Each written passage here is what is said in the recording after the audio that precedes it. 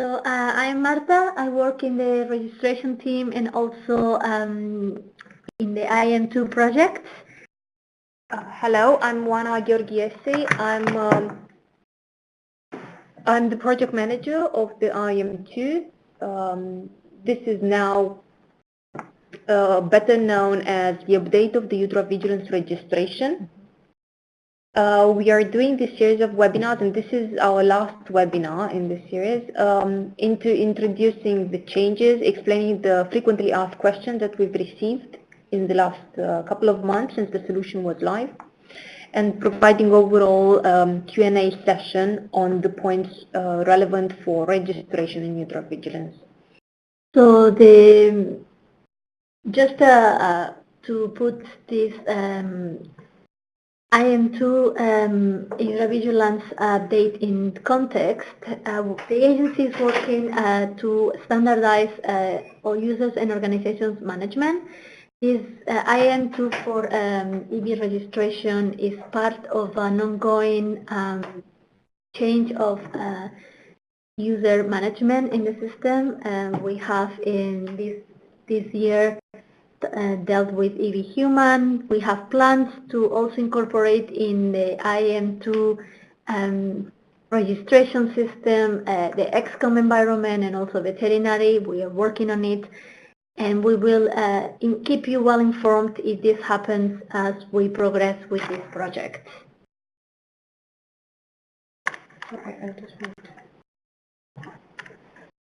Okay. So, okay. Anything else you would like to add, Anna? No, just that this is part of, as Marta was saying, of a bigger initiative that is related to the strategy that the agency is putting in place for standardizing the way users and organizations are dealt with. And we started these changes in 2015. I think for ultravigilance, it was until now the most challenging because of the important amount of legacy data that we have. Ultravigilance has been around for 15 years or so. And we are now trying to have a more modern approach to the way users and organizations are dealt with. So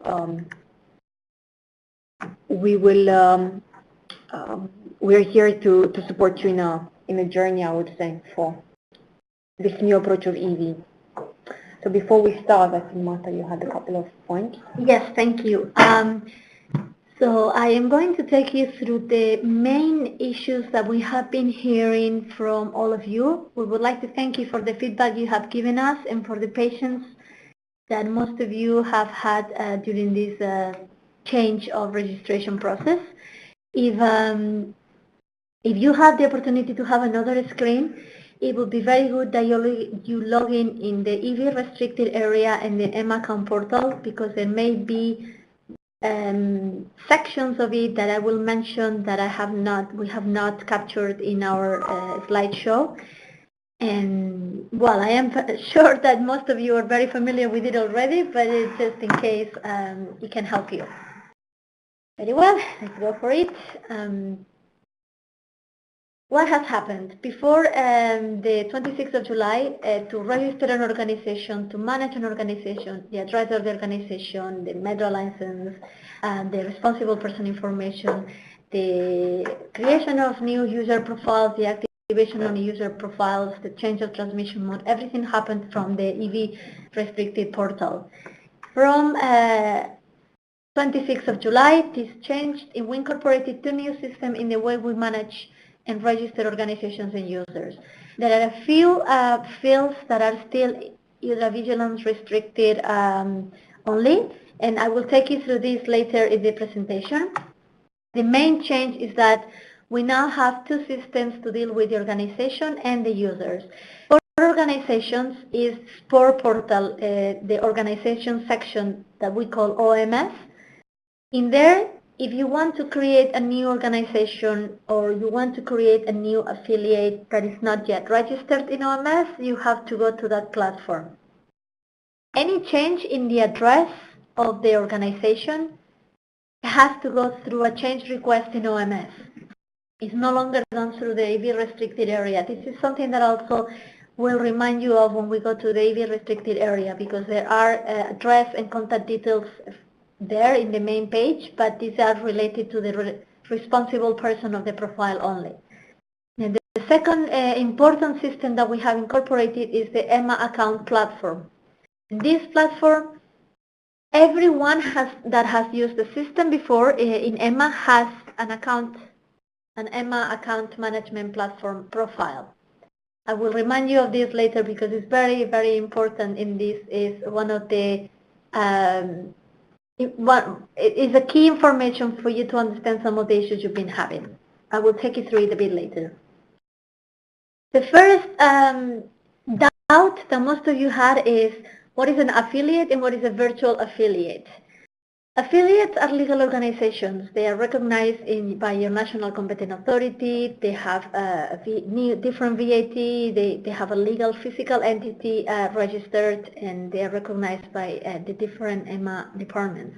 This is, for instance, if we have a medicine group holdings, that's a headquarter organization, MH, it deals with medicines. But these group holdings has acquired 5 different pharmaceutical companies. These 5 different pharmaceutical companies are legal entities, but they belong to these group holdings. We advise in the new system to keep profiles as headquarters and manage them as headquarters. If you must affiliate them, then just remember they work as different legal entities, which means they are registered in OMS, and then you will have to request merge in order to affiliate them. I will explain a bit later. What is then a virtual affiliate? Virtual affiliate should only be created, and it is created only from the EV restricted area for 2 main reasons. One of them is if you have a different transmission mode. You have registered your organization as gateway transmission, and you would like to have a web trader transmission in order to submit your medicinal report products. In that case, you will create a virtual affiliate, which is a virtual profile from your headquarter profile with a different transmission mode. Another reason is if you are a non-commercial sponsor or a commercial sponsor, and for some reason you would like to keep the reporting for a particular trial separate. We do advise, though, that you try to have the least amount of affiliates and virtual affiliates as possible. The third and most important reason why you would create a virtual affiliate is via service providers. So previously, you could add a service provider as an affiliate or as a virtual affiliate in your headquarter profile, or you could even add information of the service provider in your main headquarter profile. From the 26th of July, new organizations will not be able to add the service provider information anywhere except via creating a virtual affiliate. For legacy organizations, service provider is kept. It will not show in the restricted area. What you will see is that your transmission mode is blank, and it's blank because it's not directly transmitted by you. It is transmitted by a service provider. We hold this information, and we kept the transmission mode as before, only that you will not be able to see it. For a virtual affiliate, users will still need to have an EMA account, and they will have to request an EV contributor role for the headquarters. Once they have this role, then when we go to the EV restricted area and explain to you a bit more about virtual affiliates, I'll show you where these EV contributor users appear for you to be able to select them. As I explained, I just wanted to give a visual example of what it means to have a headquarter, affiliate, and virtual affiliate. You have pharma holdings, that's gateway. So I decided that I would like to have a web trader transmission mode, so I create pharma holdings web trader as a virtual affiliate. Why virtual? Because I'm not creating a second organization. It is still the same organization, so I'm just virtually creating a new profile. And as well, I want to have the services of a service provider for particular transmissions. So my CRO is also going as a virtual affiliate. As a group, as a pharma holdings, I have national entities. I have one in Sweden, I have another Portugal, I'm thinking of opening another one in Italy. Those are affiliates because they are separate legal entities. Those are the ones that my company, my organization has acquired. So pharma subsidiary, pharma genetics, they're all affiliates. I hope this clarifies this big doubt that most of you have had. Another important thing, if you were registered, if you had an active profile with ICSR, Browse and Send, or FDAS, or any role you had before the 26th of July, you still had the same role in the new system. These roles are migrated. You do not have to request them. And this is one of the reasons why many of you or your teams have been getting this rejection of role requests, because you already have them. Even if some of you cannot still see this role in the EMA account portal, we are still working on synchronizing EMA account portal with AV restricted area. However, you all have your roles, so please do not request them again. If you do not remember your username or password in the EMA account portal login page, I will show you in a second, you can retrieve both of them. The key PPP responsible, this was, some of you saw prior to October that for each user you had double entry. This is now being resolved. So you should only see one entry per user that you have in your list of users in the profile. So let's move on to the EMA account portal. I'm not going to show you every single functionality of it, only the ones that have created some confusion or you doubt about. So very important to explain. Yourself or your users, your team or new users might have more than one account in EMA. Why is that? Because in the past you have the ISRA vigilance system has been ongoing for more than 15 years, which means some of you have updated your password, some of you have the way you, the conventions of your email may have changed, which means that you had one password and then one email, and then it was changed. So the account portal has created as many accounts for you as emails you had registered with EMA. As well, maybe you were working in the vigilance, but you were working in clinical trials, or with UDRA Link, or UDRA GMPD, or other systems, which means that the profile was created for you even if you were not aware of it. It is very important that for those of you who cannot access some of the profiles you had before, you go to the EMA account portal registration login phase, and you select the button that appears on the left bottom, which is not sure if you have an EMA account. You put all the email addresses that you can remember, and you will come up if you have an account with that email address, and if you do, please take note of your user ID. What you will have to do is raise the service desk ticket and let us know, I am this person and I have all these user IDs linked to these email addresses.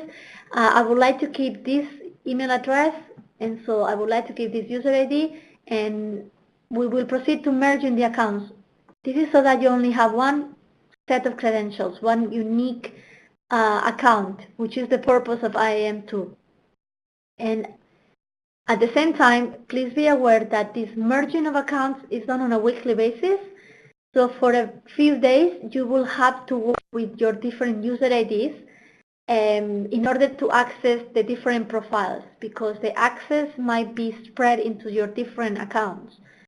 So please retrieve the password for each of your user IDs and work with them until we merge your accounts, which will be no longer than 2 weeks tops. Very well. So what happens if I actually do not have any account and I have checked and I don't have an account, or the new user entity in my team does not have any account? Then you go to register, you fill in the form that you've seen on the screen, you select submit, and then you will get an email with the information that you need in order to retrieve your password, and then you have an account. Very well. Once you have the account, you need to request a role. Having an account in the EMA account portal does not mean that you have access to anything. You need to request a role for hydravigilance in order to have a hydravigilance role. So on your dashboard, the second tab that appears on the top is Manage My Access. I will make it a bit bigger. When you go to Manage My Access, you go automatically to Add Access. There is immediately below the Add Access tab, there is a search field. The IAM2 is not only working for hydravigilance, it also has other systems. So you will see many different roles. My advice is you always put EV and then the role that you would like to search for, FDAS or ICSR, in order for you to be able to find quickly the role that you wish to have. We are creating a frequently asked questions, and in these frequently asked questions, we will put a short description of the roles in EV and what is the role that is that you will need to select. Also, we will put in the frequently asked questions what role or roles you need in order to access Article 57 and SIOMs via FDAS, because these are two specific accesses that you have been asking us a lot, so we've taken good note of it. Very well, so once you select the role by ticking in the role, you have not yet submitted the request, so you have not yet requested the role. You have to go to the third tab on your top where it says Review. When you click it, then you click Review and Submit. We have not yet finished. What happens is you have requested the role, but you need to select the organization for which you want to have this role. There is a form that comes up. In the second half of the form, it asks you to search the organization. You can search this organization by OMS ID, by EVAD, or by organization name. We recommend you search the organization by OMS ID because there are some organizations which are very similar to each other in name, and you may be requesting the role for the wrong organization unwillingly. Once you have typed the organization and click Enter, you need to check that the below field, where it says organization with a red asterisk, becomes white. Only then you need to go to the arrow to display the organizations that come up and select the one that you need. The organization will not populate by itself unless you click this arrow. This is an improvement we're working on, but by now, please be aware of this because some of you have told us, I cannot find the organization, and it's simply because you do need to select this arrow in order for the drop-down menu to appear. Once you select the organization you wish to have the role for, you submit the request, and then you should get a message in your account dashboard, in the EMA account dashboard that says request successful, request ID, such. Please take note of these numbers. These numbers, when you are changing QPPV and you're sending us a QPPV request, is very useful for us to have this number to find your request straight away. Also very important, please, before sending us a service desk ticket requesting for a QPPV change or a new organization with a new QPPV, as well as for your users. Your users will so many times ask you, oh, I send you a role request, but you have not approved it, and it's because you have not received it. And this is because you need to encourage, we encourage you, and we would like you to encourage your users to always check your request. On the EMA account dashboard, there is Track My Requests tab. Please check it. There are many cases where the requests are rejected. The requests can be rejected for the following reasons. You have a base role. That is, you are requesting for a browse and send ICSR, but you already have browse ICSR. You need to remove this base role of browse ICSR so that you can request the more extended role. Another reason is if you are requesting a UQPPV, or in the case of commercial and non-commercial sponsors, you're requesting a responsible person role, if there is an active one for that organization, your role will be rejected. So you will have to ensure that the previous role is removed. We'll deal with it in a second. The third reason is if there is no active QPPV in your organization, then you will come up with an error that says your organization is disabled. We encourage you to always have an active QPPV assigned to every profile.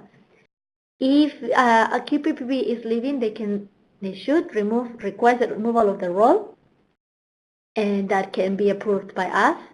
And at the same time, the system will send a warning to the trusted deputy, the functional email that we have in the EV restricted area and the regulatory contact point. That is very important. That is why it is very important that this information is constantly updated in the restricted area, informing you that there is no QPPV anymore and that you have 10 calendar days to appoint one. Otherwise, you will not be able to manage your profiles. Your users will encounter errors. How do I approve a role? For QPPVs and QPPVs only, the EMA officers are approving the role.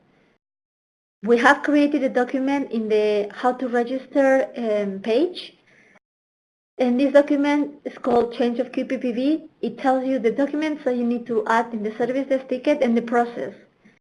So what you have to check, if there is a previous QPPV assigned, how to remove it, and then request the role and the information you need to send in the service desk tickets. And there is also a document called registration document. So you are creating a new organization. Please read this document and follow the process and attach the required documents.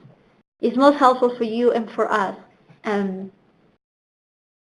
Always check the Vigilance how to register page. We have updated it after the 26th of July. We have updated the documents. We have still a section for XCOM, as XCOM has not yet changed. And we are updating the user manual and adding frequently asked questions as soon as we finish the series of webinars, taking into account all your feedback related to this information is not clear, or this information is not here, is not visible, I cannot find it. We appreciate these comments. We are not overlooking them. We're taking note of them so that we can improve the information we provide to you. So as before, everything was approved by the EV registration team. Now, only the QPPVs are approved by the EV registration team. The rest of the roles will come to the QPPV or trusted deputies via their EMACAM portal dashboard in the approvals section. So below the approvals tab, you have a summary of your pending approvals. But you cannot access the approvals by that summary. You need to click the tab that says approvals. Once you click that tab and you select the approval request that you want to work on, we encourage you to always check the identity of the user. And this is because, as I explained before, a user may request accidentally or unwillingly the role for your organization when they mean to send it for another organization. So please make sure you recognize the user that you're approving. You have in the form, you can see requested by and what is the role they're requesting. On the right-hand side, you have approved details and a bubble box. If you're going to reject that request, please click this box before selecting deny. In this box, a text box will appear where you can explain the reason why you have rejected the role. Dear user, lovely to meet you. You do not belong to my organization. Please verify which organization you're sending the request for, or you need to request a browse and send or only a browse, and then click deny. If you do it the other way around, there will not be any opportunity for you to send a message to the user. So the user will not know why you're rejecting the request, and in all likelihood, you will get the request again, so you're duplicating your own job. If everything is fine, you just approve it. And that is it. Approvals come to all the approvers for that profile, and approvers of that profile are the EU QPPV, the responsible person, and the trusted deputies. each of them, any of them, can take that request and action it, deny it or approval. Once they have actioned it, it goes from your dashboard of approvals, but it remains in, if you go to the approvals tab, and this is why it would be good if you have the second screen, you check it now. If you go to your approvals tab, you come up with a form and has two tabs. One is the work items, and another one is work archive. In the archive, you can see all the requests for the users, the status of them, who approved them, who requested them. In this way, you can follow up the request for the approvals. How do I revoke access in HydraVigilance? If you're a QPPV or responsible person of your profile, you need to go to Manage My Access. On the top, you will see three tabs. One is Revoke Access. You need to select that tab, find in the list of roles the ones that you want to remove, and request its removal. For QPPVs, you will have two roles for that profile. FDAS, you may have it or not, and EU QPPV or responsible person for that organization. You need to request the removal for both of them, and you need to request the removal of the role one at a time. You cannot select both and then go to review and request the removal of both of them. It will not work. There is another option for trusted deputies and QPPVs and responsible persons, which is called EV Role Admin tab. When you go to this EV Role Admin tab, let me make it it doesn't come bigger, so if you can go there, it would be great. You see a form. In that form, it tells you the application that you want to work on. And as I said before, this is because Emma has other applications incorporated like Sport. So if you are removing a Sport user, then you have to select Sport. Then, just a parenthesis. We are seeing some people typing requests or comments. We are in presentation mode. We will not be able to take note of these questions, so please do not ask questions at this point. When we go to the forum, we will give you the floor, so you can raise your hand and we will listen to your query and reply to the query. Try not to type, because the best way for us to respond to your queries is if you raise your hand and you can explain it to your colleagues and to us. Thank you. Well, so for revoking the role, you go to this form, you select the organization. Do you want to revoke the role for the user? You select the organization in the same fashion as when you were requesting a role. So you have to go to the arrow, click the arrow and select the organization. And once that is selected, then the user field will come up white. And then you search for the user via user ID. The user ID, you can find it in the list of users in the restricted area, or via the name and surname. What happens is that some of you are not finding any user. And this is because this is related to what we explained to some of you. We send you an email about manual migration because your cases required further analysis. For those organizations that received that email, there is the synchronization between the EMA account portal and the EV restricted area is still ongoing. So the EMA account portal might not find the user yet. They do have access to the restricted area, but the role functionality is not yet active in EMA. So we are aware of this and we are sorting it as soon as possible. Once you select the user, you revoke the roles, which means you are revoking all the roles for the user. When you want to select a new role, we advise you to remove all the roles. And this is because even if the rule for the system is that you cannot request a base role if you have another base role, additional roles will block the base roles because they must have a base role in order to exist. So we are improving the system so that you only need to revoke the base role, but our advice to you and recommendation to you is if you want, or one of your users for your profile want to get a new role, it is much better that the Trusted Deputy QPPV revokes all the roles for that user so the user can apply for the right role or the new roles again. This way, the system will not reject the request. What are base roles? Base roles are the main roles that the main access you have. QPPVs, all the access, MPR, browse and send, ICSR, browse and send, L2B, they're all included. The same for the trusted deputy and responsible person. Below that, everyone else needs to request the roles independently. We have for more simple ones, browse CSR, to then browse CSR and browse and send on CSR, to browse only browse and send NPR, then the whole thing combined. As I said, if you are adding a new role or a different role, please remove the one you had previously. EV contributor role is also a base role, and this is the role that users that need to be users in the virtual affiliate need to request. Very important, when you tell a user to please request an EV contributor role, this role is for the organization of the headquarter organization, for the headquarter profile, not for the virtual affiliate. Many of you have told us that they cannot find the organization when they're requesting the role, and then they have to select the organization. It is because the organization is a virtual affiliate, and they do not come up in EMA account portal because they are not registered in OMS. They are not registered in OMS because they are not legal entities. They only exist in EV. They can request a contributor role for the headquarter profile, and from there, the QPPB can assign them to the virtual affiliate. I'll show you in a minute. These are all the basic roles. The easier way to remember additional roles and base roles, if you think of the additional roles, the L2B access or the FDAS access are the two additional roles. Everything else is base role.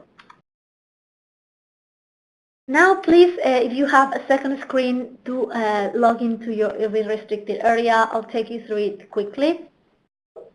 Your new restricted area has kept some of the information of the old one and has removed other information that we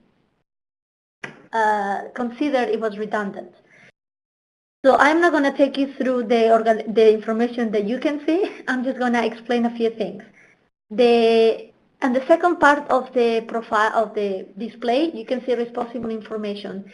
The name, surname, and email address is directly populated from the EMA account portal.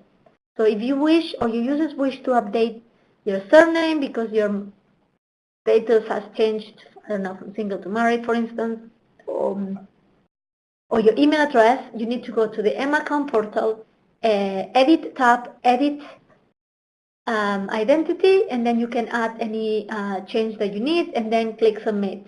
Please remember, if you do not click save or submit, depending on the case, the information will not be changed. Then just remember, I want to emphasize this, user management is done only via EMA account portal. Roles, information, emails, phones is only through the EMA account portal, no longer through the EV restricted area. So you will not find add user in the EV restricted area because users need to register themselves in EMA and request a role. You do not add users or remove users for the restricted area any longer. The responsible person information also has the fields of the address. Please fill this information in. If you're creating a new organization, once you have your role approved in your credentials and you enter EV restricted area, you will have to add the MEDRA number, the transmission mode, verify the transmission mode that you wish to have, add the organization functional email, very, very important, the regulatory contact point, name and email, very important, and your address. This you can edit yourselves. Once you've edited and added this information, at the bottom of the page there is update. You need to click this button, otherwise it will not update. What else can you see in the profile? You see headquarter users, you have name, surname, and user ID. So if you want to revoke the roles or find them, you can easily do that via the user ID. And on this point, if you want to have a list of the users you have for a profile, and with the roles, you need to go to the EV Role Admin tab in the EMA account portal, select the organization, do not put anything in user, and then click a button that says user list, and then the list of all users will appear. If you're searching for a particular user, then you add the username and then click user list. What else can you see in the new profile? You just have the affiliates on the left-hand side. The affiliates, I'll explain to you in a minute. On the left-hand side, you cannot manipulate the affiliates from this view, from the headquarter view. You will have to go to the top of your page where it says organization being modified and search for the affiliate organization ID, which you can find on the left-hand side of the section. Find the affiliate and open the profile of the affiliate. Another change is that key PPVs and trusted deputies at the headquarters before had access to see all the affiliate users, etc. Now, if they want to have access to this visibility, they need to request for a trusted deputy role in the affiliate. And then the other part, the other section that you can see are your virtual affiliates. Why is the organization ID for virtual affiliates blue? Because you can click on it, and you must click on it in order to open the virtual affiliates. The reason why you access a virtual affiliate in a different way as you access affiliates is because, as I mentioned before, virtual affiliates are created and managed exclusively in EV. Affiliates behave like any other organization. They're created in OMS, and then you have to find them via the search field on top of the page. So, manage hierarchy. If you, and I'd like to highlight this, if you must affiliate a profile to a headquarter, and we recommend you keep it as simple as possible with the least amount of hierarchies as possible, then you need to ensure that you are the QPPV or the responsible person for that organization. So you will have to, if you're not, you will have to create a change of QPPV request. And once you're the QPPV, you raise a services ticket to EV Ultravigilance Services ticket, in which you request in a cover letter, headed cover letter, signed by all the responsible persons and QPPVs of the profiles that need to be merged, requesting to affiliate X amount of organizations, stating very clearly, organization name this, Pharma Holdings with OMS ID such and such, wants to affiliate these 3 organizations with name and OMS ID in production and in XCOM as well if it's relevant. We encourage you to always remember of your XCOM environments and add the information for those, whether it is QPPV change, merge, etc.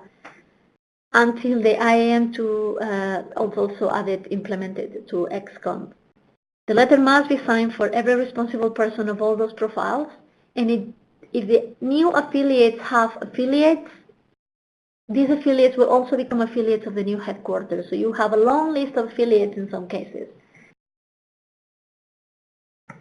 For virtual affiliates, on the top button of your headquarter profile, you have create a virtual affiliate. If you're not creating one and you just want to manage it, you just need to hover on the virtual affiliate blue ID and click on it and it will open. On top of the virtual affiliate page, you are reminded that if you are creating or changing virtual affiliates transmission modes, it is not only important that you select which transmission mode you wish to have, web trader or gateway. You need to raise a service desk ticket for the gateway team. The gateway team is the transmission team. So it is important that you raise this ticket whether you are transmitting via web trader or via gateway. And in case of gateway, add the required documents. The documents and information on what is required for gateway is found in our web page. The virtual affiliate identifier will come out automatically. We will create it in the system once you fill in the information of the virtual affiliate and click Save. If you're creating a virtual affiliate because you are adding a service provider, and this is why we do not have in transmission mode any other option than web trader or gateway, because service providers via service provider is not an option, because this is the service provider, this virtual affiliate. Then if the service provider has a particular MEDRA number and you want to add this one instead of the headquarter one, you can do that. On the you will have a contributors user list. That will be all the contributor users that have requested that role for your headquarters. In order to add a contributor, you need to select the contributor, hover on it, click that name, then go to the middle part, assign the roles that you require, and then at the bottom you can see add role. You click it and it goes to the virtual affiliate users column. It means you have added a virtual affiliate user. To remove them, just go to the virtual affiliate users, select on it, click remove role, and it will go back to the contributor users. If you want to remove this contributor user completely, you do it via the M account portal, EV role admin tab, search for the headquarter organization, search for the user and remove the roles.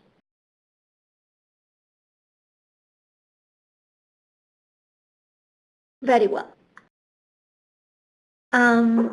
This finalizes the main doubts that you have been having since we went live. I would like to, based on our experience and your comments, to add a few suggestions to you. First, changes of QPPB need to be notified to EMA. Please let us know, and please remember to the last day of the QPPB request a revoking of the role, and if possible, already once the revoked role is confirmed, request a new role for the QPPB. Keep your hierarchy simple. The least virtual affiliates and affiliates you have for your headquarters, the better for you to manage your profiles.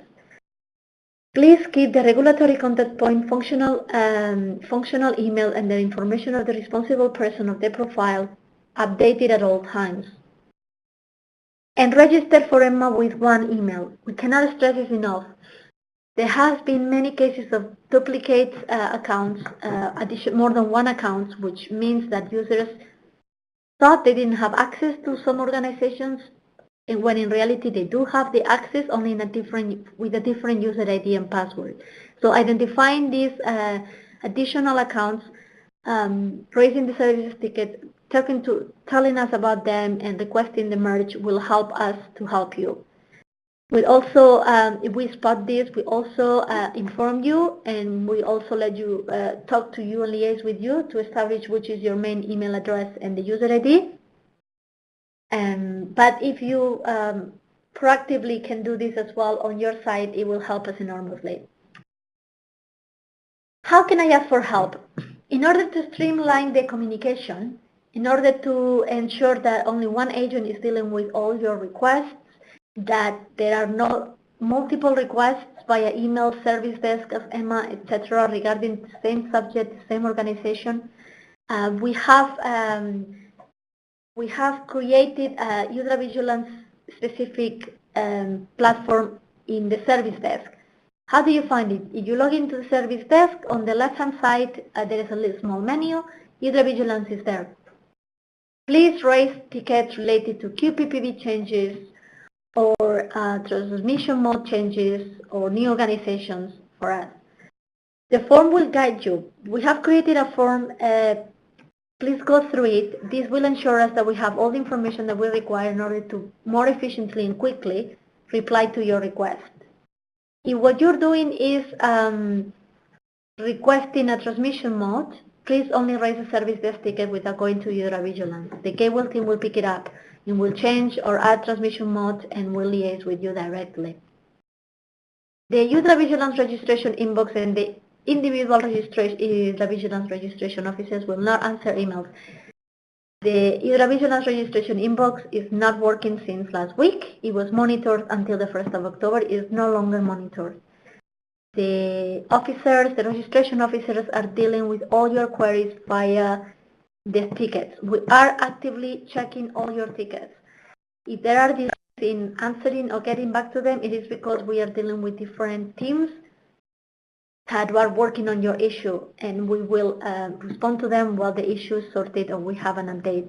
We monitor them daily, constantly. This is our working tool, so please do not feel like because you cannot email anymore, we are not aware of your issues. We are fully aware of them, and we are resolving them as quickly and effectively as possible.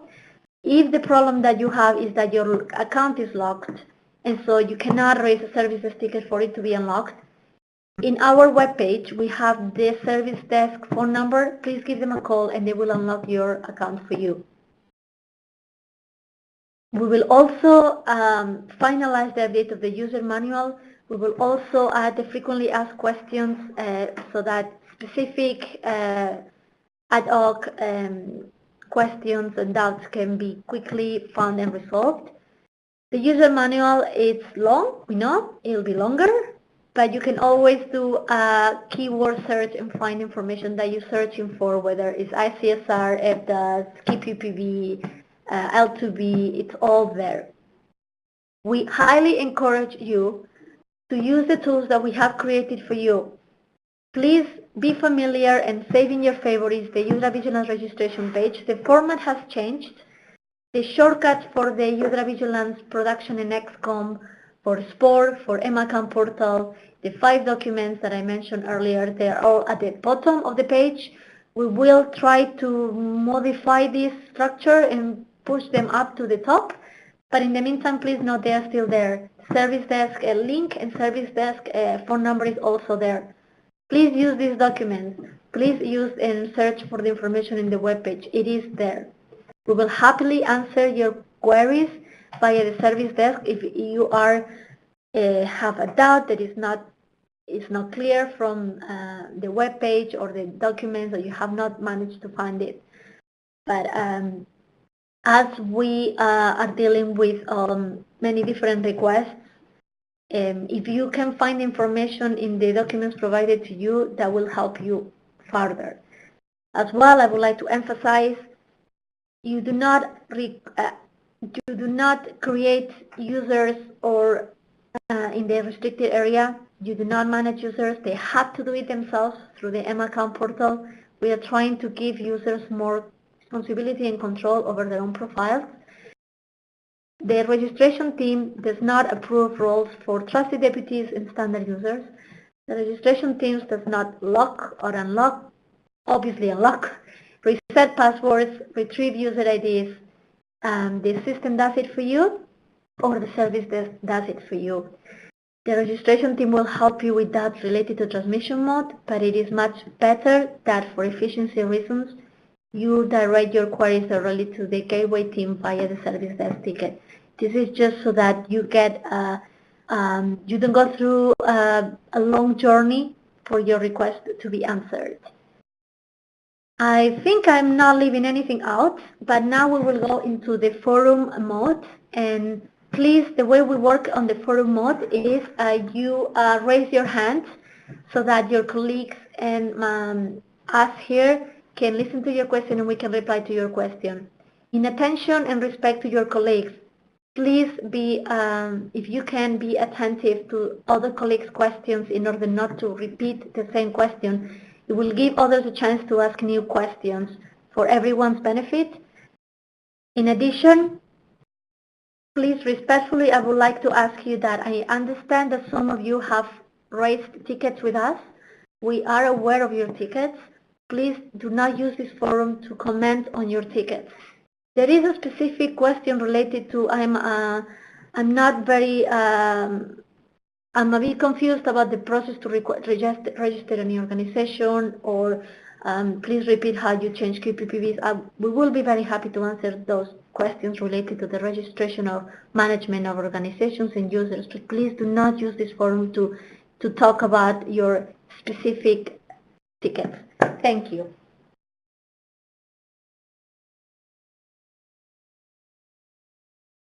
So,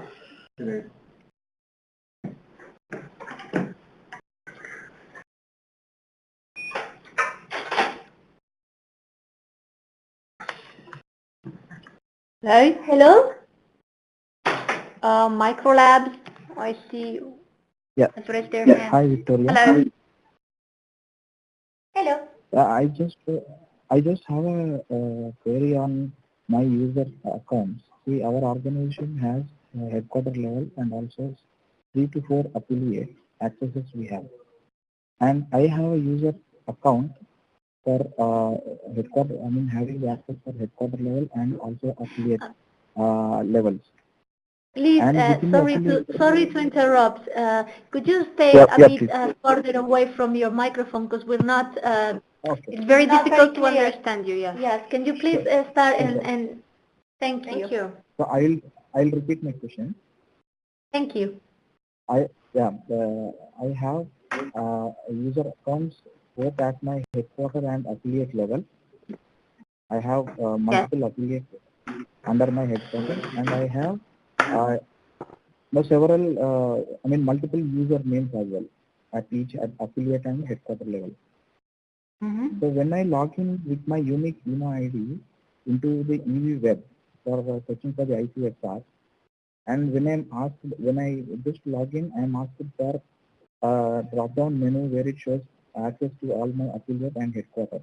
So to what level I need to log in into to view all the ICSR that I am obliged to view?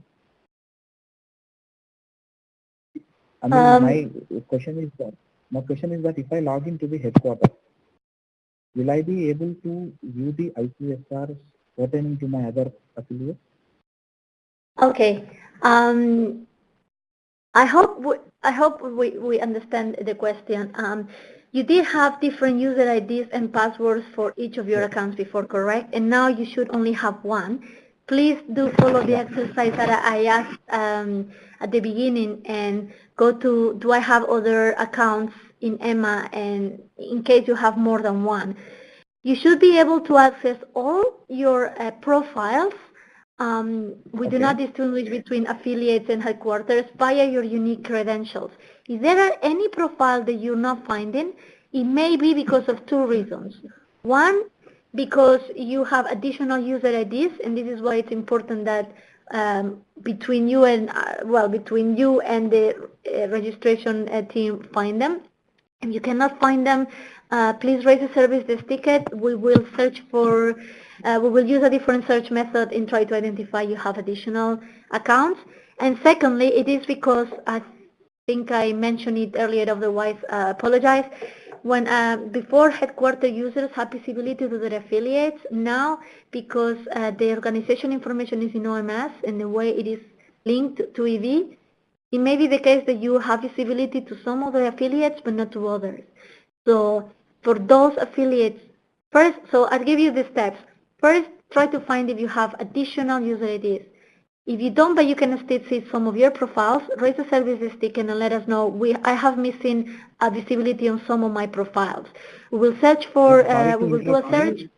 Sorry to interrupt you, but we have the we have the affiliate IDs being shown in my access. If I go to my access, I can see all the user IDs that I have for the affiliate as well. Okay, so you have all the affiliates, perfect. Then you should be able to access them. I think the question was on behalf of who should I send the products or the safety reports?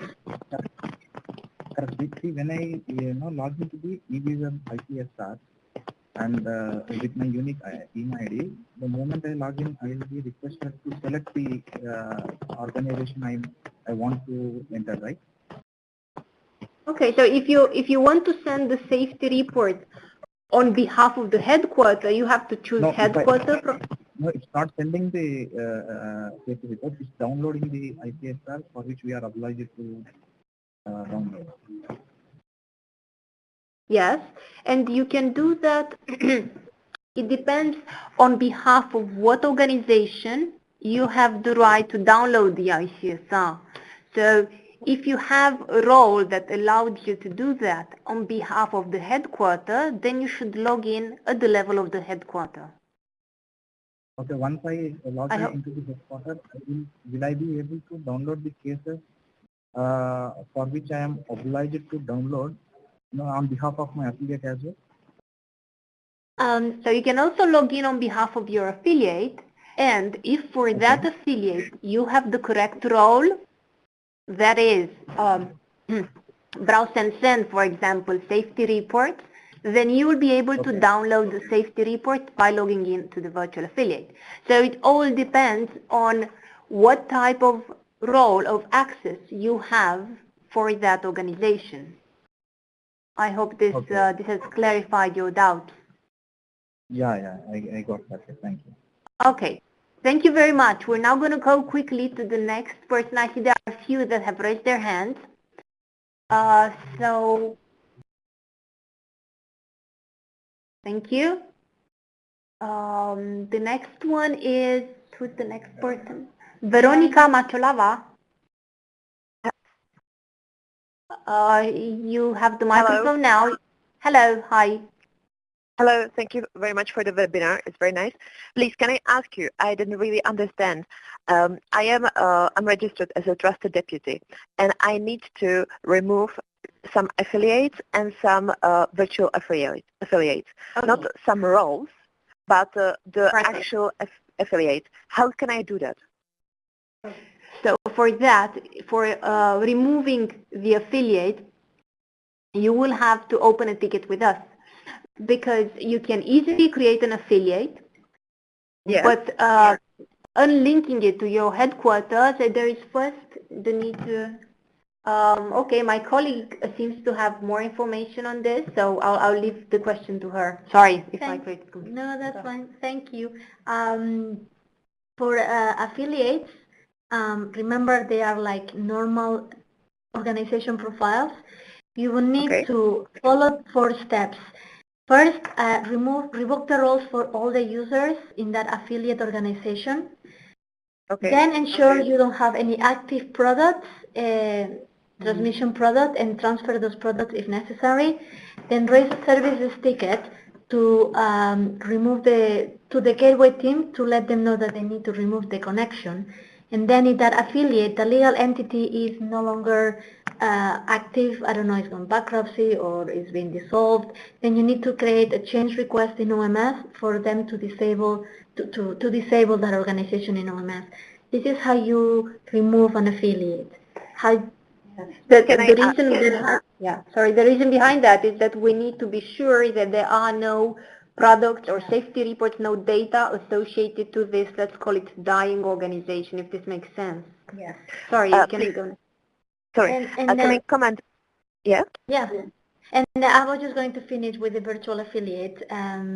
So the virtual affiliate is fully self-managed from the restricted area. You just click disable virtual affiliate and it gets disabled. Can you Yeah, please, I see the button disable, so I wasn't sure what it's doing. So thank you very much for the virtual affiliate.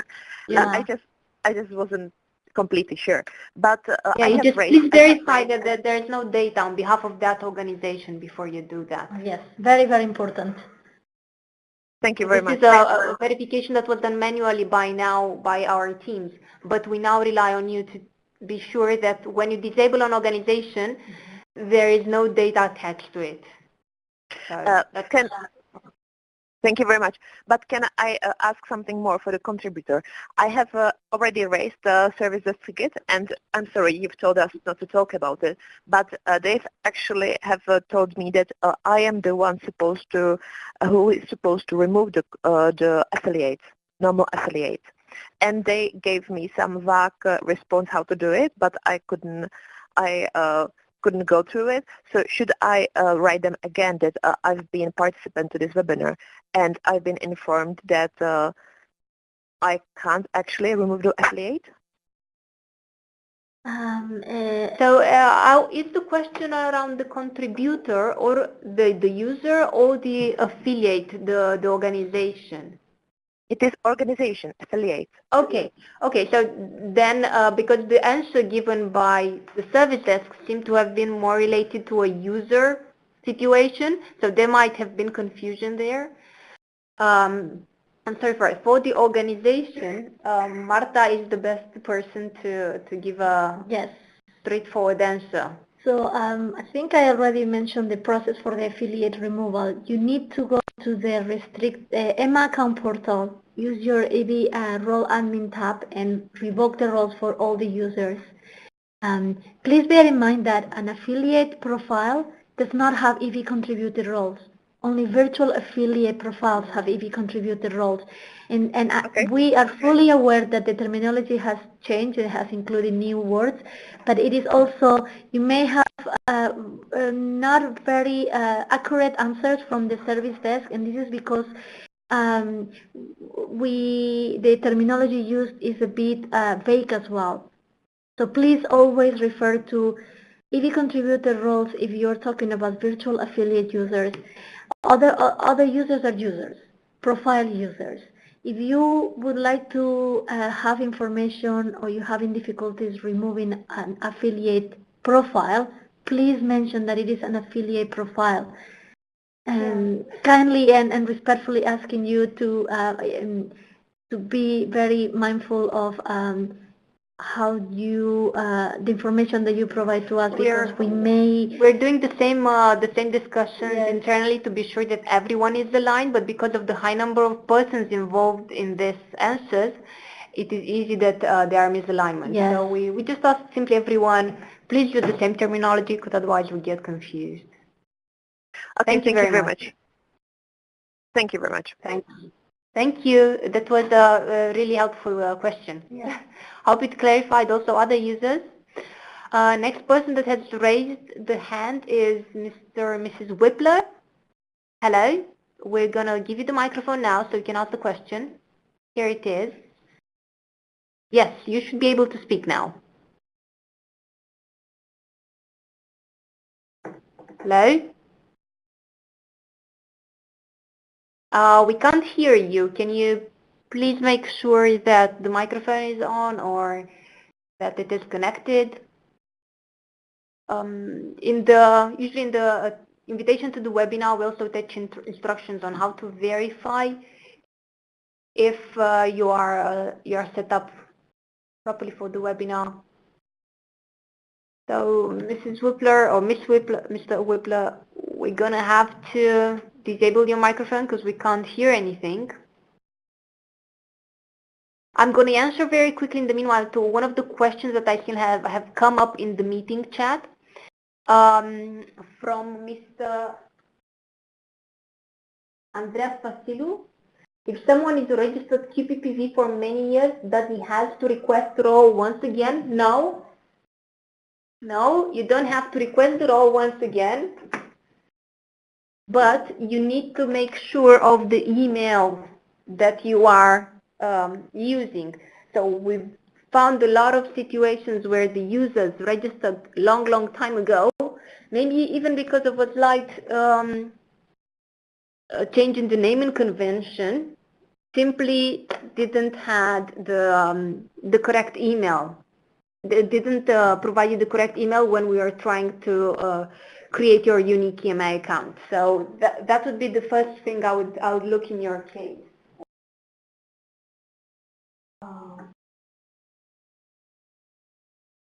Okay, so Eckhart Bergman, after request from a colleague for the send and browse ICSR, a message is popping up, severe error. Help desk proposed to clean the browser history and try again. Everything is done, but still the same severe error popping up. It looks like there is some connecting problem with the account. So if you've opened the ticket, that ticket should reach our third line of support, because we didn't have too many of these situations. So this is something for the technical team to look into detail. The system shouldn't display ever severe error. In worst case scenario, should be sending a message saying, look, you are actually not granted this role because you don't have a QBVO, you already have another role. But severe error is definitely normal behavior from the system. Thank you. Another question coming up. How can a user request for ECD access if it is not available in the list of access? So I think there is a terminology problem also there. The ECD access is nothing else than the EMA account. So we are aligning with our service desk and try to establish overall the terminology of the EMA account. So ECD is just EMA account, and you obtain that by doing self-registration on the EMA account portal. Thank you for the question. I think terminology is another point that we need to consider. Okay, we have a person that has raised their hand. Janine, Mrs. Hello, can we give her the microphone? She has the microphone. Okay. Hello. Hello, Janine, can you hear us?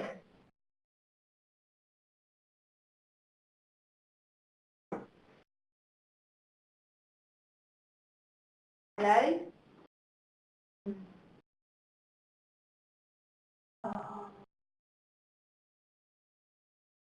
So I can, one more thing, I can see questions coming both through the technical assistance chat and the meeting chat. Please write the questions for the webinar only on the meeting chat, and the ones such as I have trouble with my microphone, I can't hear properly, technical problems of the webinar in the technical assistance box. Thank you, everyone.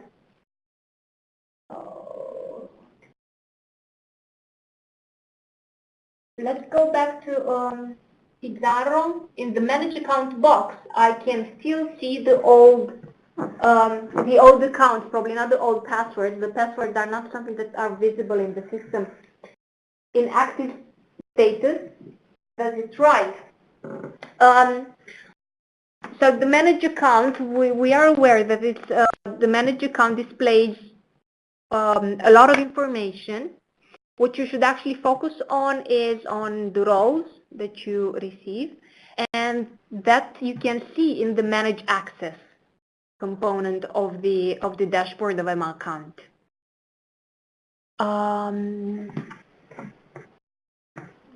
If the old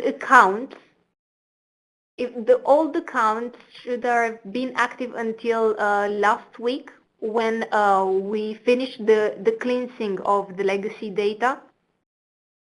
So from now on, you should only have active the EMA account. But if you have access to Udra Vigilance and you see all your organizations in the drop-down list, then there is no reason for you to worry. Thank you. Microlabs PV2, I can see it raise their hand.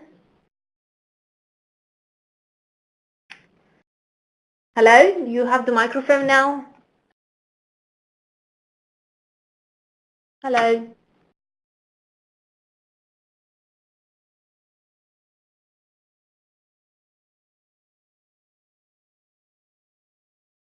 We can't. Hello? We can't hear.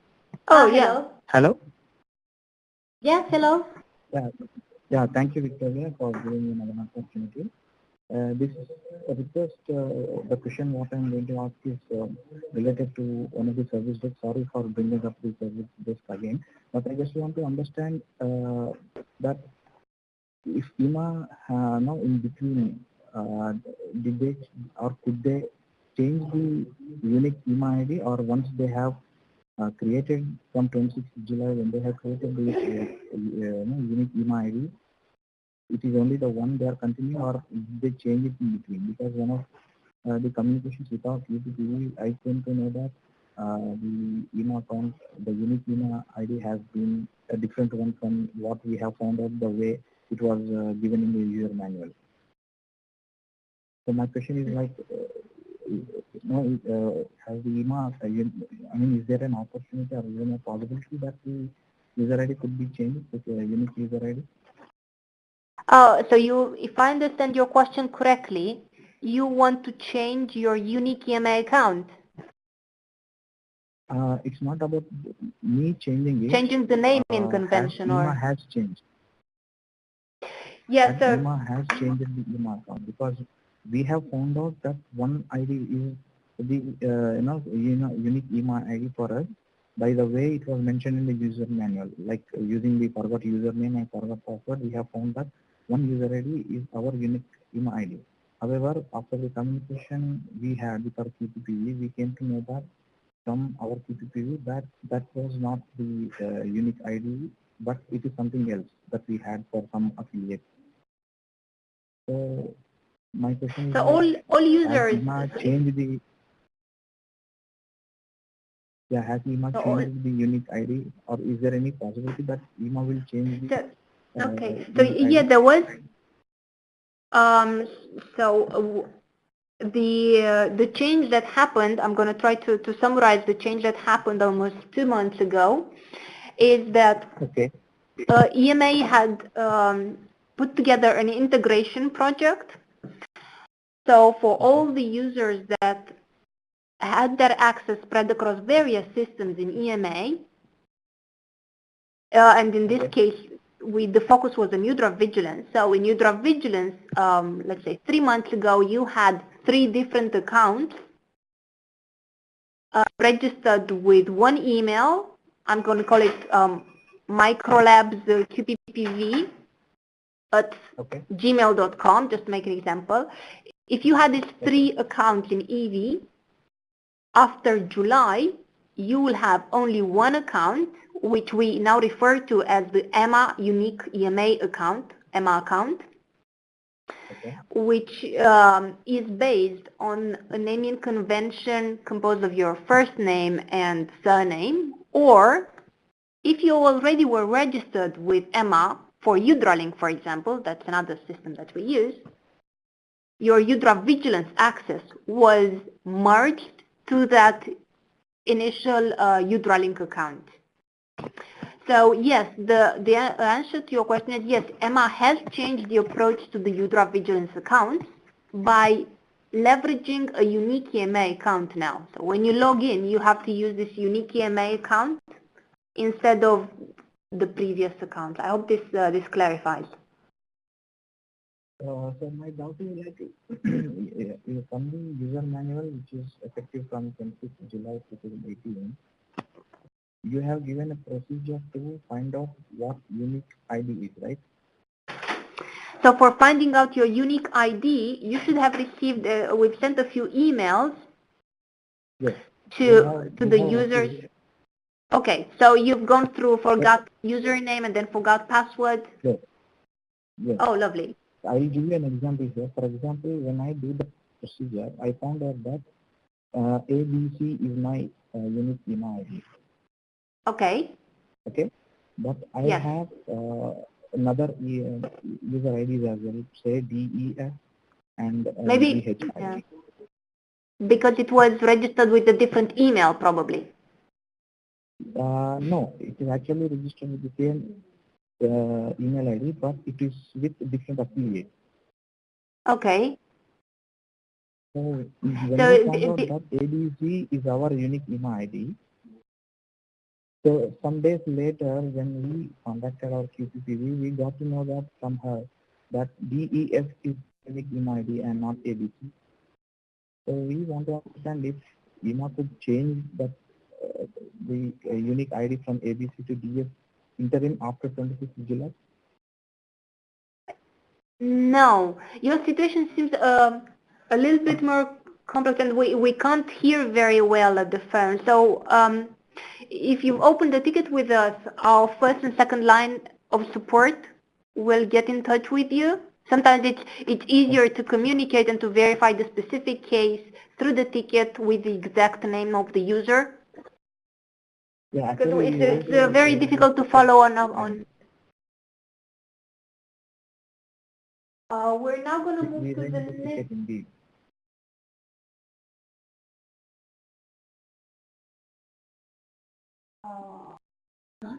So we have a couple of questions coming from Janine, Janine_2, regarding affiliate organization. If a sponsor organization is registered with EV and then established a European-based headquarters to act as a legal representative within the EU, do I understand correctly that the EU-based legal entity must also be registered separately as an affiliate organization rather than using the headquarter profile for sponsor? Would the EU-based affiliate be registered additionally under the org ID of the patent headquarter sponsor profile as it is an affiliate organization? The unique org ID being signed. So this actually depends. I can answer that question. So you are a non-commercial sponsor based in, your sponsor organization that has a profile in outside the EU, and now you have established a headquarters and stand to act as legal representative.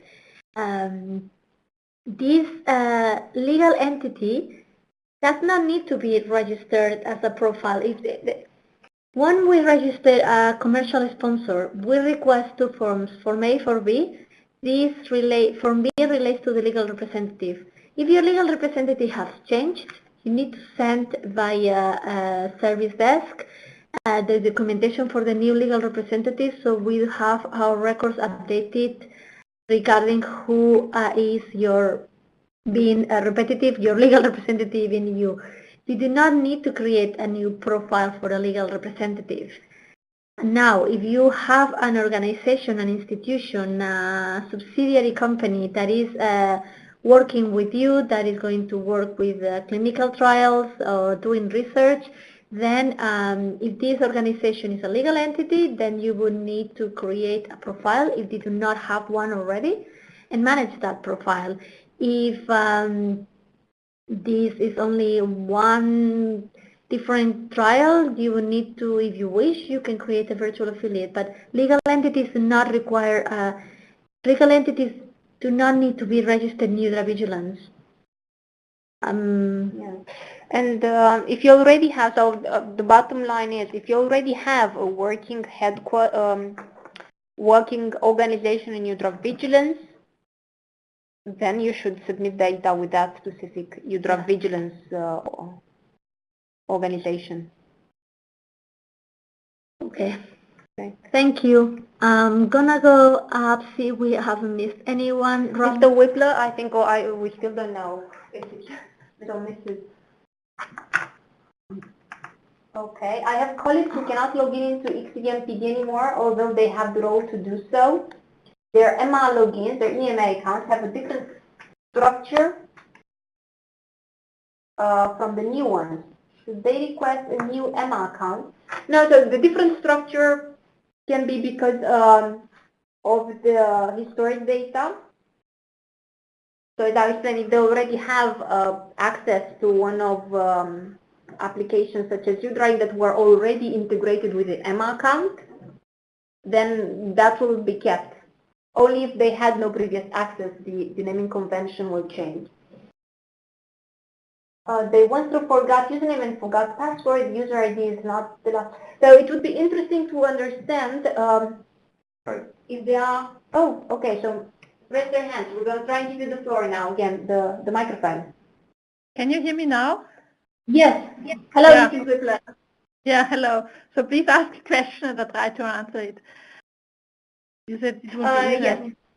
Yeah, I was saying it would be interesting to, if they have the role, what type of error do they receive? Do they receive an error on the, when they try to log in? No, they don't receive an error at all. This login window pops up again and again. And we tried. Yeah, so we already have like tickets open and closed all the time. Okay, so it looks like a locked account situation. Yeah, we did that and it was unlocked and then it happened again. We had this unlock thing several times. I didn't move further. Most of the time what you've noticed is there is a loop happening there between forgot password and locked account situation.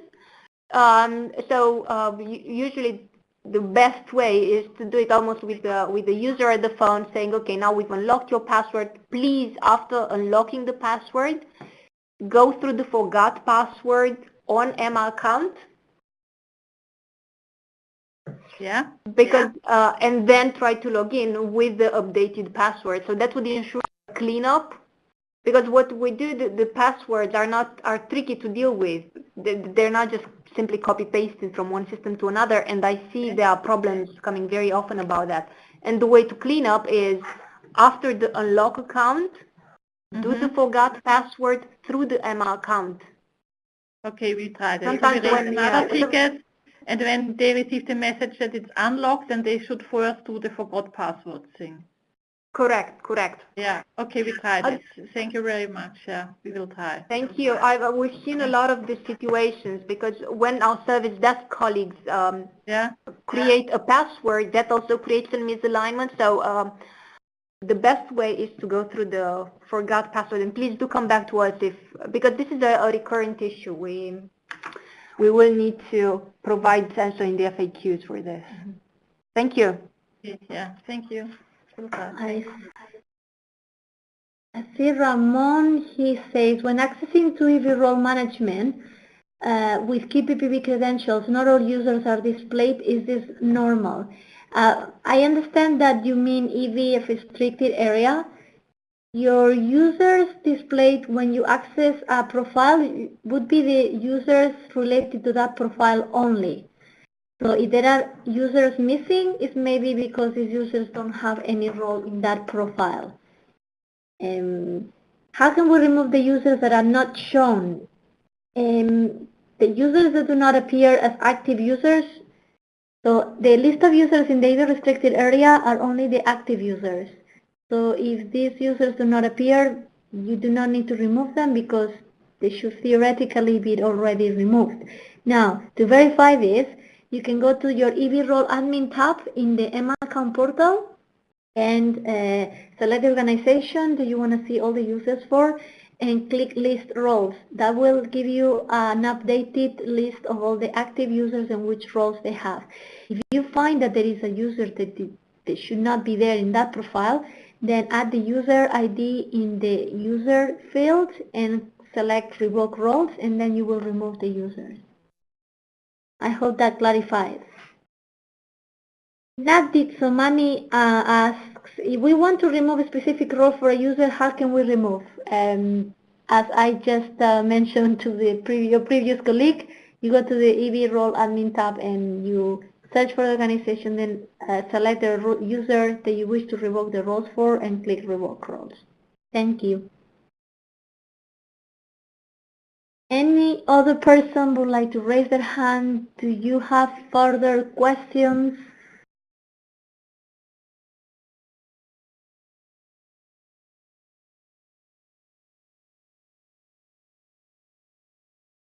Okay. Yes, Navdeep. Right.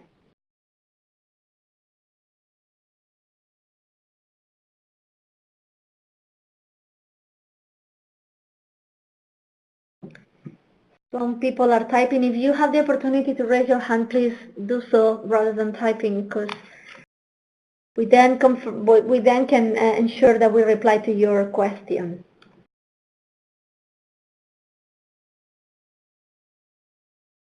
Then you ask, can I register a second deputy QPPV? Every user needs to register themselves, needs to have an account in EMA account portal management, and then request the role. Yes, if your organization decides to have several trusted deputies, it's entirely your decision. Brigitte Hettner has raised her hand. We're gonna give them the floor now. Hello, Brigitte. Yeah, hello. I have a question regarding the dedicated user vigilance service desk that needs to be used for example, new registration requests or QPPV changes. When opening a ticket there, we notice that the ticket remains in the status create rather than the status changing compared to the regular service desk. So we don't know, is this ticket attended to, or is there anything we need to do to move this forward to a status like in progress, or is that what we can expect? Thank you. That's a good question. So it's a different sort of beginning of a process, but when you create, it means that we have received it. So you have successfully created this request and it appears in our queue. Now, it should be dealt with as soon as possible. Usually within the day, it will be assigned to an officer, a registration officer, who will check it and will determine if the officer can resolve it or it needs to be assigned to third line service provider. In any case, we always comment on the ticket to the requester, to the person who has raised the ticket, to tell them this is an issue for the technical team because this and that. We are going to send it to the technical team. So basically, to keep you as updated as possible. There's another thing that we've noted, that sometimes the system, even though the request remains in pending state, it actually reaches the approver. So it might be just that the label of the request does not get updated, but the approver actually receives the request.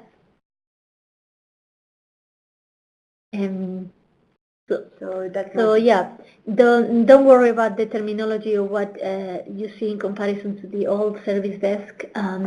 When it's created, it becomes visible to us. We see it. We'll try to assign it and to give you an update within 2 working days. This is our aim. As this transition period evolves, we will be able to, and as more people are informed and knowledgeable about the new system, we will be able to deal with the to the issues. At the moment, the team receives many tickets for different information. So we might not be able to answer your ticket on the same day you've created it. But please do not think that it's lost in the cyberspace. We receive it, we notice it. A registration officer, we will assign it almost as, I would say immediately, but as soon as possible to someone. If you want to add a comment, sometimes we comment, please, I haven't received any information, this is urgent. We also see this, and we try to prioritize those that people are following up on. We hope that very, very soon you will not have to raise this type of comments because we will be on it. This is our aim, to be able to daily get to your tickets. Okay, thank you very much. Yeah, no problem. Question coming from Ramon. When accessing to EV role management with QPPV credentials, not all the users are displayed. Is this normal? And then the follow-up, they appear in the EV profile in the restricted area, but not in the ML account management. So this might be the case of what we call the corner cases scenario. The users that don't have the role and the ML account, that in the legacy systems had data that had to be normalized, call it, and on that there is still analysis ongoing. So this is the reason why you can see some of them in the EV restricted area. This is impacting a limited number of the organizations that we are dealing with, and I'm sorry you're in that position. But the EV restricted area displays all the users. And as soon as we finish the analysis, we will also have fully aligned the ML account portal with the EV restricted area. Hope this answers your question.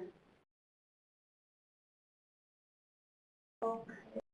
So Navdeep Somani is asking for the removal of a specific role from a specific user. Yes, if you only want to remove one role, then the user must go to their Manage Access. And the Manage Access, they'll see 3 tabs. One of them is Remove Roles, Remove Access. Then you go to Remove Access, and the user searches for the particular role that they want to remove and requests a removal of the role. The system, if it's a standard user, the system will automatically approve the removal of the role. So if for one role, it is the responsibility of the user to ensure that role is removed.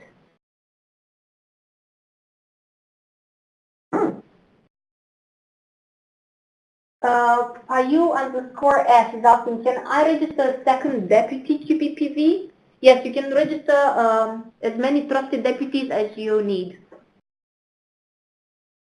Okay. U8A9J6. Can you please explain how users in a virtual affiliate can be managed?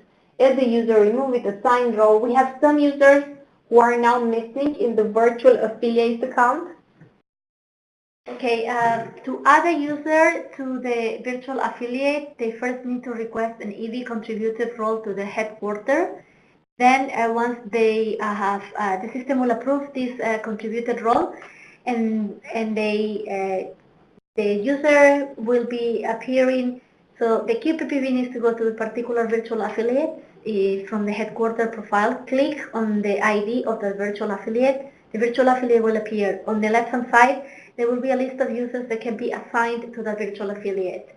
So this is how you assign them. You select the user, you add the role that you want to give to the user, and then at the bottom there is a button that says add role. The moment you add the role, they kind of are assigned to the virtual affiliate, and you must click update in order for the system to update the information. If the user has been assigned 2 roles, it will appear twice. Had you remove a user, you go to the virtual affiliate user column, you select the user for the role or roles that they are assigned, select the middle arrow that says remove user, and then the user will be removed. Assign roles I've already explained. If you have missing users for your virtual affiliate, if they were legacy users that were assigned to that affiliate, please raise a service desk ticket and let us know that. Please add the virtual affiliate ID and name. Tell us which headquarters this virtual affiliate is linked to, and let us know which are the users that have not do not appear in the virtual affiliate, and we will investigate. Can the youth trust deputy also able to do that? Yes, I think yes. The trusted deputy is also able to approve, add and remove users.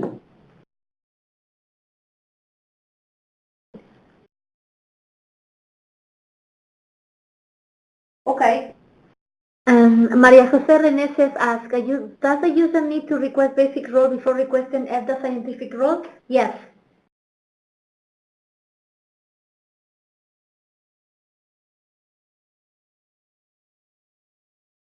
Mr. Asif, if RRPV responsible person is already registered in hypervigilance at headquarter level for one of the clinical studies, it is necessary to update the RPP details in hypervigilance for every new clinical along with the what we're talking here is profiles. So if you have a different virtual affiliate profile for each of the clinical trials, you only need to update the responsible person of the virtual affiliates is the responsible person of the headquarters. This is the only information that you need to update in a profile. And the clinical trial number and the university number does not need to be updated in the EV restricted area.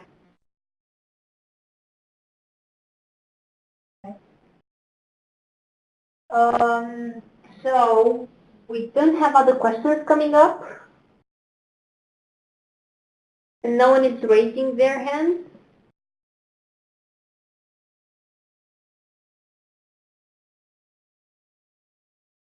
We're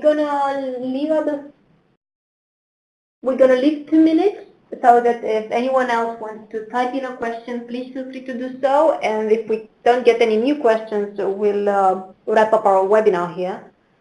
Hello, Oana is asking, the KPP has changed. Do we need to revoke all the additional users and then have them resubscribe to the new KPP? No. If the KPP has changed, please follow the steps that we mentioned in the change of QPPV document. Basically, we can remove the QPPV role. We need the information of the QPPV and the organization. And then we will confirm to you the role is removed so the new QPPV can request the role. But you absolutely don't have to revoke all users. No. no. The users will remain with the access. Yes, poor users. The users will remain with the access that they've already been approved for your organization. So don't worry about that. We wouldn't do such a bad thing to you. The only implication is if you have no active QPPV in a profile, if a user is requesting a new role, they will not be able to do so because the organization will appear, they will get an error saying organization is disabled. It is not disabled, it's just unable to accept new requests until the new QPPV is appointed. We have a person, Brigitte Hackna, that has raised her hand. We can give you the microphone now. Hello, Brigitte. Yes, hello. I have one more question related to the QPPV change. I think I may have requested the EV responsible role too early. Before the old QPPV was revoking her role. So it was received in the email account management and she approved my role request. So now we have two QPPVs. And now we have the situation that the old QPPV cannot revoke her old role anymore. She's not allowed, and I'm also not allowed to disconnect her from the system. So, and I have also provided all the required registration documents via the service desk with a ticket. So how can I achieve that the old QPPV, or in this case its responsible person, is disconnected from the system? Because that's what really is desired. Of course. May I ask you another question? So is it confirmed that the first QPPV can still log in the system? Yes, she can still log in and I can log in, so we both receive role requests, but in the end, the old QPPV should be removed. Of course, of course. Okay, so if you added this information in your ticket where you added the registration documents, we will verify what has happened, because the system we should not allow to as an additional EU QPPV if there is an already existing QPPV, and we will remove the role of the previous one and we will keep you as QPPV. Okay, so I should really, because this initial ticket is already closed and I can't reactivate it. So I would open a new ticket. Should I attach all the registration documents like the cover letter and everything again? No.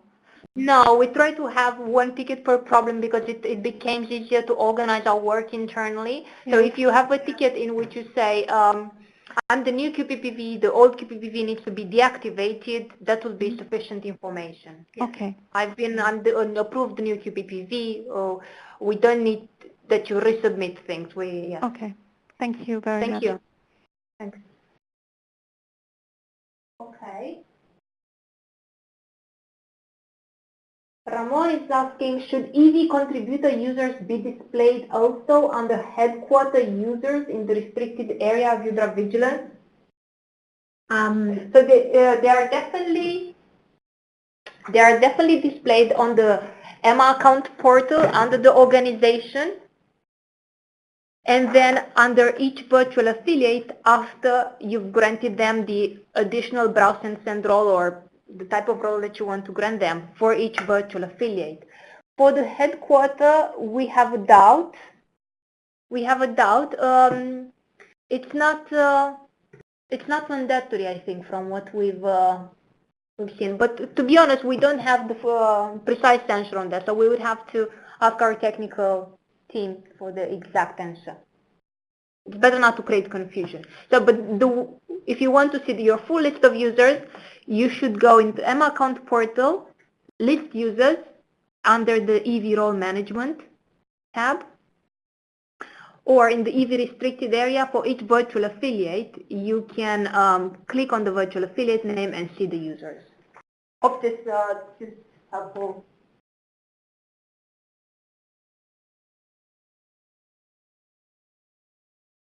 We have Pi_S asking, my headquarter entity registered in EV is not an MAH, while all the affiliates are MAHs. Is this correct? No. Please raise a services ticket and let us know just with this question, and we will investigate why this is the case. Yeah. Please open it as a question in our service desk. Thank you. Okay.